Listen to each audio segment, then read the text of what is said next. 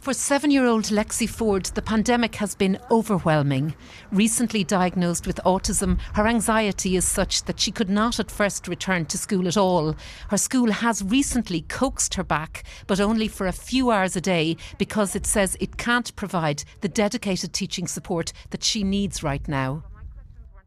I'm going to be honest with you, I'm absolutely heartbroken. We're a year crying out for help, like begging people to help us, and nobody is helping. She has a right to go to school, but just because they don't have the resources, she can't go to school. It's just not fair. Like, she's the same as every other child. She's actually quite amazing. She's really, really intelligent. She's really, really outgoing, but she's kind of just gone back into herself a little bit because there's no help for her. It's really, really heartbreaking. We got a letter from the school age team, and this is the magical school age team that everyone says is going to help our child. And the date that we got for them to see us is November 2026.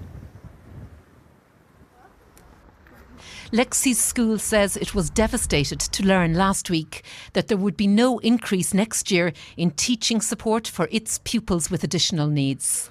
St Dominic's is what's known as a developing school. Every year its enrolment is growing significantly, but the problem is that its allocation of special education teacher hours has remained more or less static. So the same number of hours has to be stretched to cover more pupils. We would like to see her coming in for a full day. She's found the return to school after COVID very hard, but we just do not have the supports to put in place for her to be able to do that. A number of school patron bodies representing developing schools has appealed for more resources. For children with additional needs, you know, they've suffered last year, they've suffered again this year. Next year, they need the resources, and this can't be the group that loses out.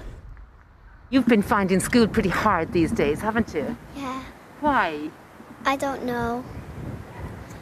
It's tough going, Emma is it? O'Kelly, RTE News.